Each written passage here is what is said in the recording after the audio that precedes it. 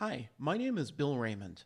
While I'm a consultant and not a Power BI professional, I have to create a lot of reports. Understanding how to create reports is certainly important, but understanding how to get that data is also incredibly important. Just over a year ago, I had to build a Power BI report for an application my client was using. At the time, there was little to no documentation. Searching for how to access and build reports for the application immediately brought up pages with words I only vaguely knew. I know what an API is, but why do I need it for reporting? What are oData feeds and how do I use them? These were little mysteries I had to unravel. What I wanted was a report that provided data that could add value for my client. Before I could do that, I had to put on my former programming hat and understand the basics of modern reporting. In this video, I'm going to walk you through the bare minimum you should know in order to understand different types of data and how to read it. After I bring you through some basic data concepts, I will walk you through a demo. Let's start right at the beginning. Data is anything you need to report on. In this example, I need some customer data. Way back in the day, data was frequently stored in a database that nearly no one had access to. If you wanted data, a person with proper access would extract that information you need and provide it to you in a file. In most cases, you would receive a CSV, or comma-separated variable file. In this example, I see the first name is Bill and the last name is Raymond. I know this because there are commas separating the two fields, and the database admin was nice enough to put the headings at the top of the file. But wait, is San Francisco the city and California the state? Not at all. Not according to the data anyway. According to the CSV file, San Francisco, CA is in quotes. So really, it is just a single field that shows the address. Very often, data was not separated out like that because of memory constraints. That led to a lot of confusion when reading the data, and some reporting tools did not always read the data properly. Over time, those big, closed applications were moved to modern SQL databases. With the advent of fast computers and inexpensive memory, database designers could get much more granular with the information collected. In this example, you can see that the city and state are stored in their own data fields. Even better, you can create multiple tables that relate to each other. In this example, there is a names table. For each name, there can be one address or even many. If you need to create a report from a SQL database, you need to understand the relationship between all of the tables. When you know the relationship, you can query the data.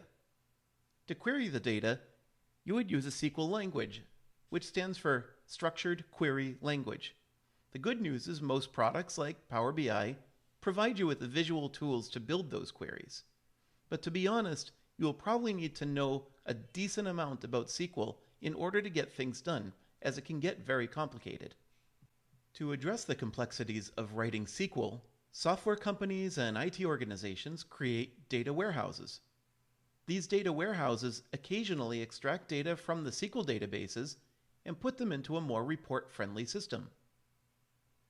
Remember the select query I showed you in the previous page? The data warehouse gives me that data, so I just have to pull it into Excel or Power BI or some other reporting tool and get started immediately. I didn't have to write the select statement in order to get the data. The problem with creating reports directly from SQL databases or data warehouses is you mostly have access to anything. In this example, the database administrator gave me read-only access to the list of customers. Since I am not allowed to see sales information, the database administrator blocked my access to that table. But what happens when there are only certain customers I should be able to see? Or take that even further, and there are only certain fields I should see? Designing security to pre-filter data like this is really difficult and is not necessarily a best practice. Let's take a look at how a software application works. When you log into the application, it knows who you are. The application probably has business logic built in that knows, for example, that you can only read basic customer information, and have read-only access. If there are customers you should not see, they will not display on your screen. You might access an application via a browser, a desktop app, or even an app on your phone.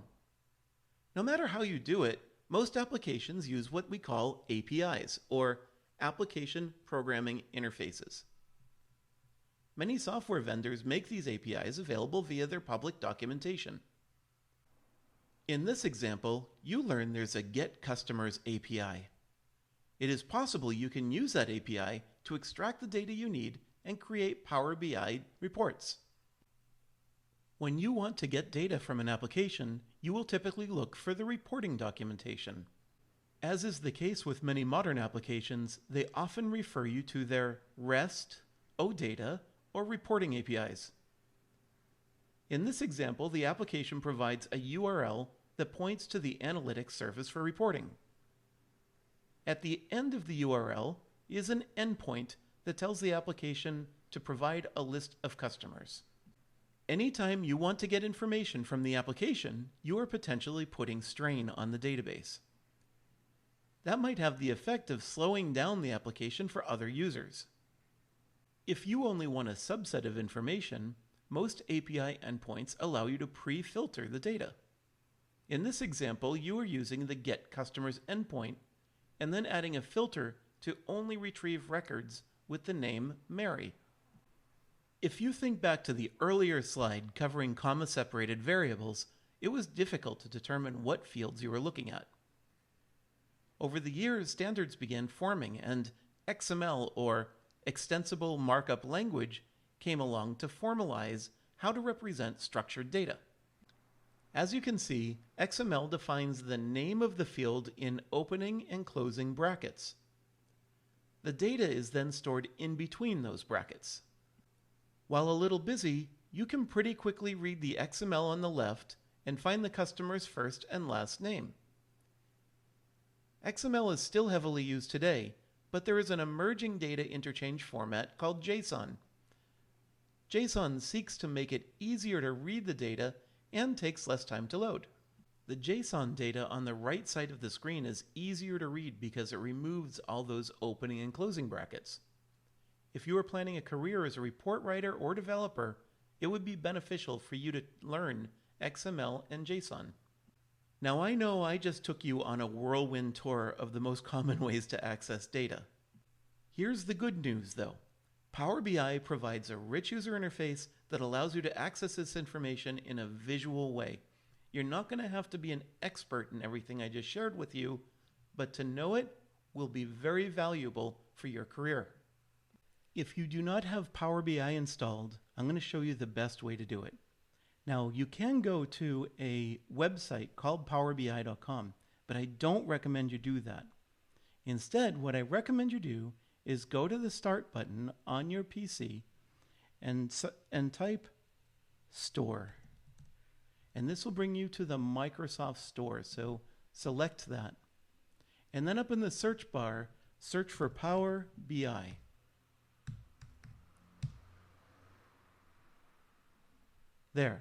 There's the Power BI desktop. Click that. And then go ahead and get it if you haven't already installed it, and install it from here. Why install from here rather than the Power BI website? Well, if you do it through the Microsoft Store, it will update automatically for you. So anytime there's a new feature or version, you're going to get it right away. So you can only get that by downloading through the Microsoft Store. When you run Power BI, sometimes it shows this splash screen. You can actually click this checkbox underneath to turn it on and turn it off. I like to just X out of here and use the user interface that's provided for me. Make sure you're at the Home tab and then click the Get Data icon. Now notice that there's two areas of here, the icon. At the bottom, you can just click this little arrow. And sometimes it takes a little bit for it to draw, but that shows some of the available options to you. I like to just click this Get Data icon at the top area, and that pulls up a full dialog for me to find the file type that I want to use.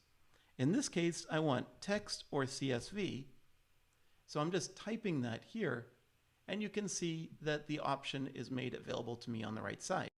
So I'll click Connect, select a CSV file, and then open it.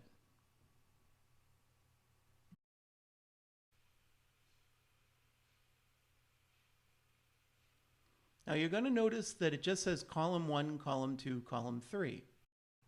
That is because I know Power BI does not automatically import headers for a CSV file.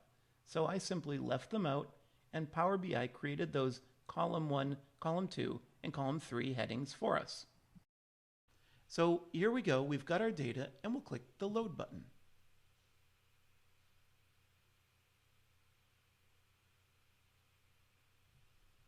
Now you can see over here on the right side, we have this Fields panel. And now we just have column 1, column 2, column 3. That's not too useful. So I'm going to come up here to our data source, which is CSV file for Power BI. And I'll click the little 3 dots. And then I'm going to choose Edit Query. And now what I can do is come over here to column 1 and type first name. Column 2, I'm just double clicking last name. And once again, I'll double click and choose address. And I'm just pressing enter each time. There. Now I'll X out of the screen, say yes to save the changes. And now look over here on our panel. We have address, first name, and last name. Now what Power BI did is it alphabetized the list. So I know first name came first, last name came second, and then address, but that's how Power BI works. It alphabetized the list. So now I can take the first name field and drag that onto Power BI. If I want the last name, I can drag that on. If I want the address, I can drag that on too. And of course, I have a lot more powerful things that I can do with visualizations. But the point of this exercise is to just add the details for our file so we can take a look at them.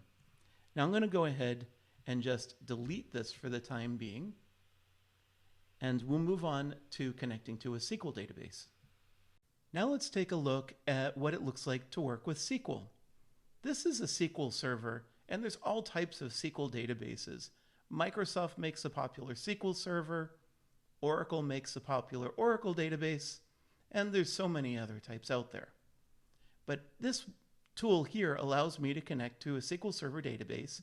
So when I connect, I can then expand databases and see what databases the database administrator gave me access to. You can see here I have a customers database.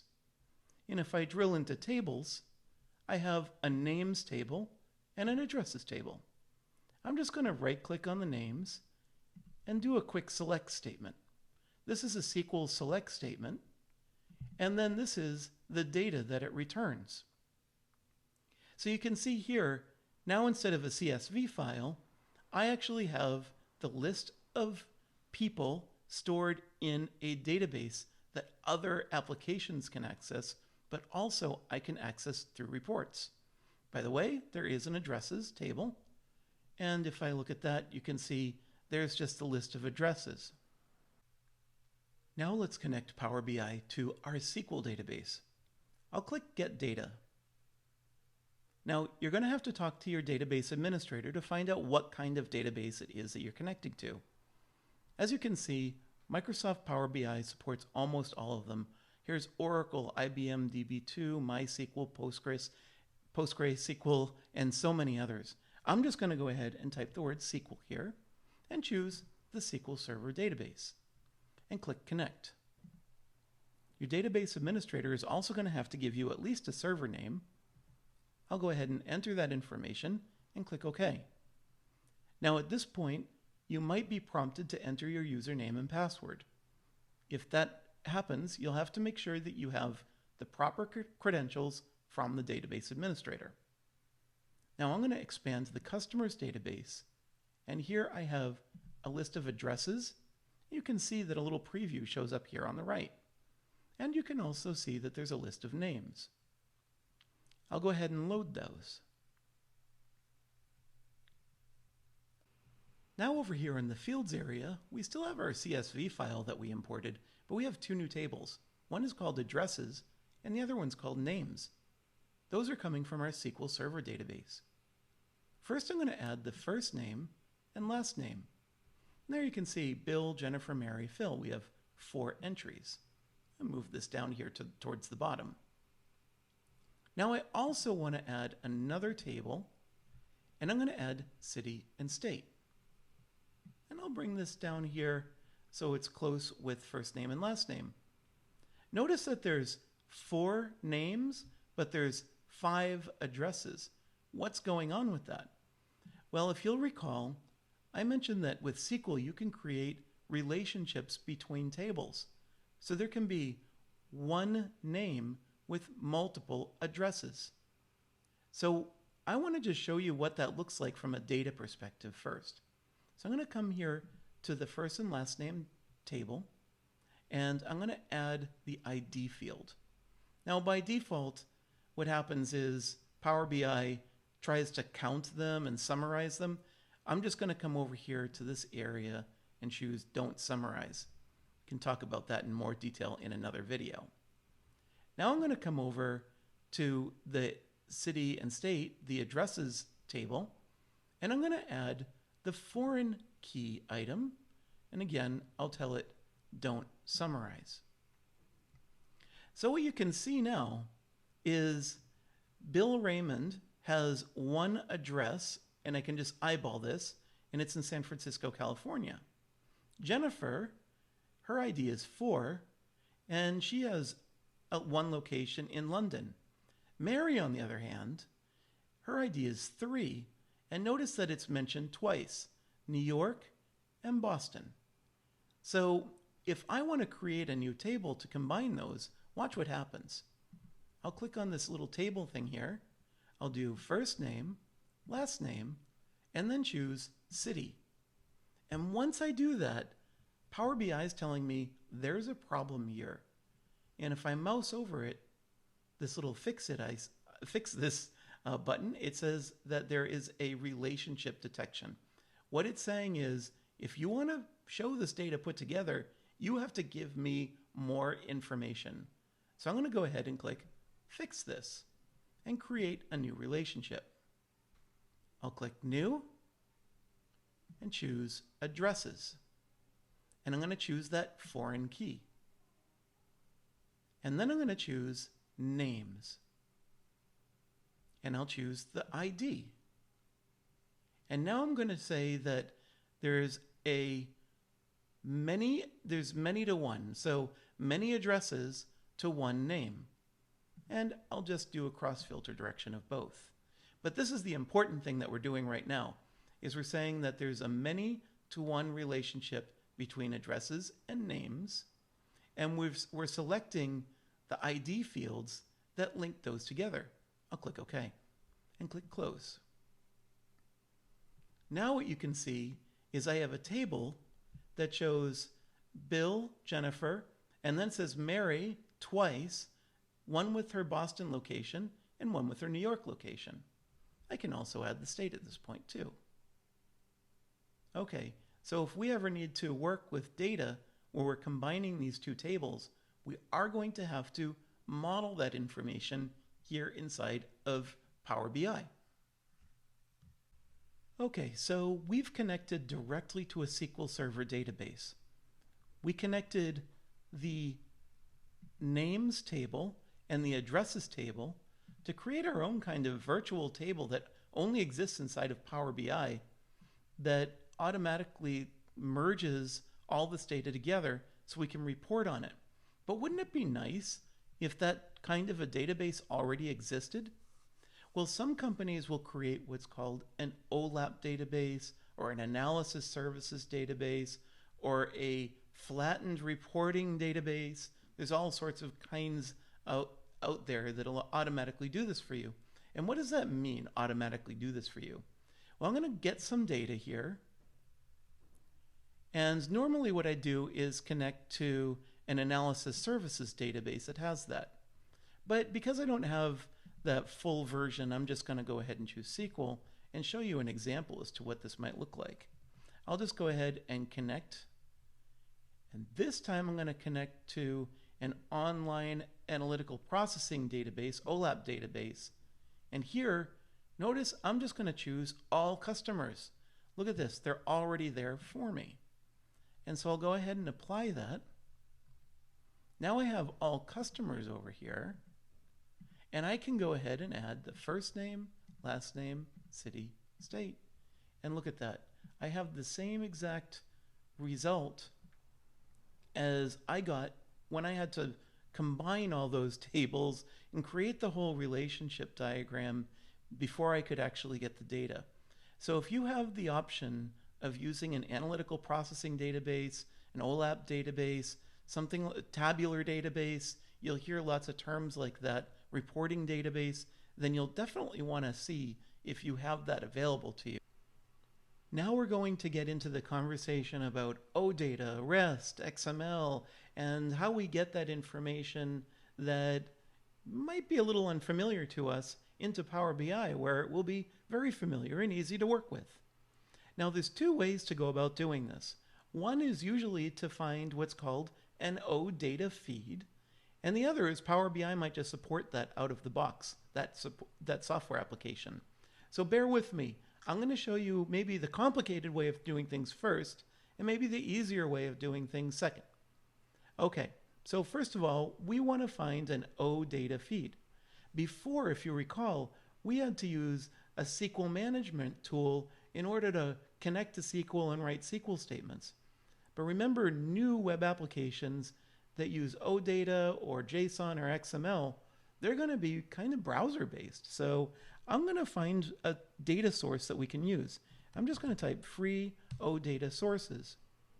And you can see there's this oData test service. That's kind of handy for us. And now it's saying, welcome to the oData test service. Browse the full access service. And this is XML. It's showing us a list of services available to us. It says product, product details, categories, suppliers. As a matter of fact, I could actually pull this in to Power BI right now. But let's go one step further. I'm going to choose products. Now notice the URL. It says services.odata.org/v3. That's just the version of the data source. There's a special unique identifier. And then it says /odata/odata.service. Now, different providers will have different URL styles, but you get the idea. It's just a URL that we're accessing in a browser, and it's displaying information. So if I want to see product information, I can just copy that text. Well, looks like I can't copy it, but I can type it anyway. I'll type products and press enter. And now here's a XML file with all of the products that might show up if I were to access this in Power BI. Now, this isn't as easy to read, and this is kind of what you're going to expect when you're starting off, when you're using a browser to take a look at things. Well, you know, you expect to see a product with milk in it, so you can do Control F in your browser and type the word milk, and you can see, there's, yep, low-fat milk, I get it. So I know that that data is in there. But let me just show you something here. There are a whole bunch of what we call modern text editors. I'm going to go into one right now. This one's called Visual Studio Code. There's a whole bunch of them. I'm just going to paste that text in here. And now what I'm going to do is go and choose Format as XML. And now I'm just going to scroll to the top. And you can see here that this is that, same structure that I showed you before. There's the brackets, right? And each thing has sort of an opening bracket and a closing bracket. And if I search for milk, you can see here there's that milk, and the description is low-fat milk. And if I were to just choose this type title text, I could kind of scroll here, and there's another product called Vint Soda. And if I continue to scroll down, there's one called Havana Cola. So you can see that there's a whole structure to this data, even though it maybe doesn't look that way in the browser. So let's go back here. And now let's try and connect all of this using Power BI. First, I'm going to copy this URL. Next, I'll go into Power BI and I'll click Get Data and I'll type oData. Choose oData Feed and click Connect. I'll just paste that URL in and click OK.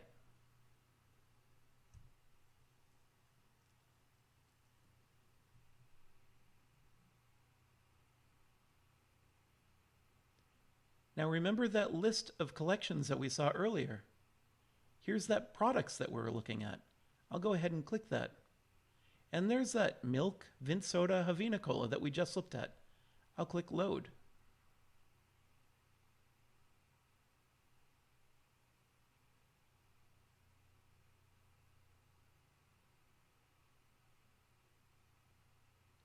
There.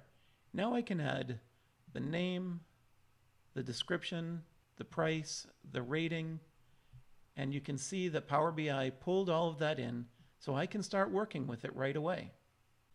Now, when I was showing you how to connect to oData feeds, I mentioned that there might be an easier way, and I'm going to show you that right now. Many products are still providing oData feeds that you can still access with the browser or take a look at, using modern applications. However, they're packaging them up so the reporting's built into Power BI. And this is one such example. I have this software application that I use called Azure DevOps. It's not even installed in my corporate network. It's stored on azure.com. This is a Microsoft site, and Microsoft is not going to give me access to the SQL backend. I need to access it using oData. Well, it turns out that they provide this capability in easier fashion than going and finding the oData URLs. If I come over here to my account, I can go to Preview Features, and you can see that I have Analytics views turned on. Now, some other applications may not call them Analytics views.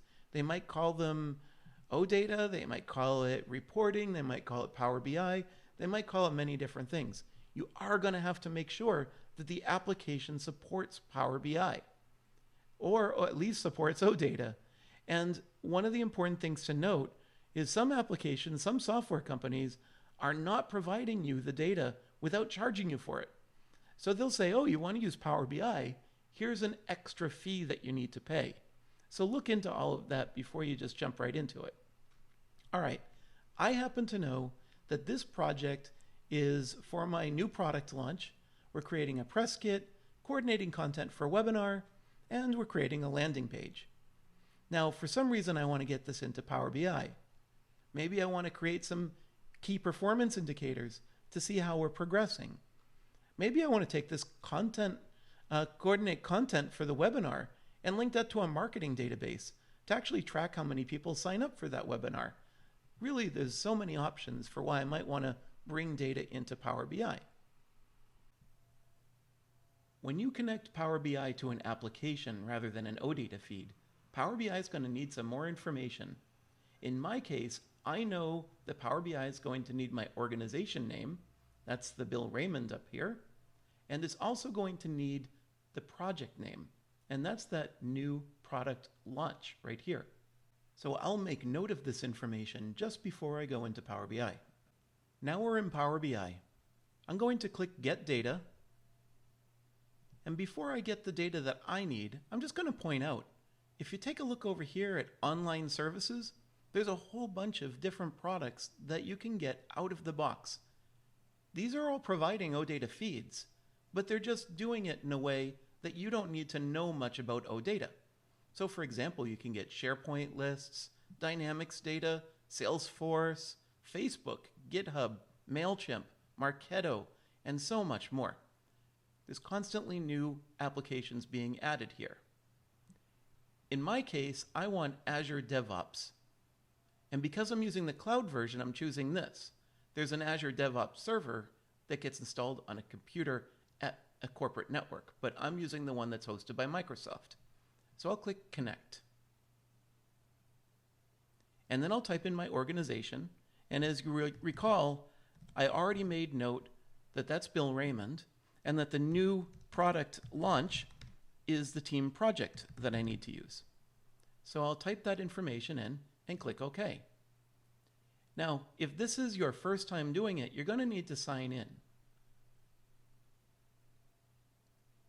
Now you can see all these views of the data that were provided by Azure DevOps. This will be something similar to you'll see on your application if you happen to be using something other than this product. Now, I already created a view that I want called New Product Launch, and I'll select that one. Then I'll click Load.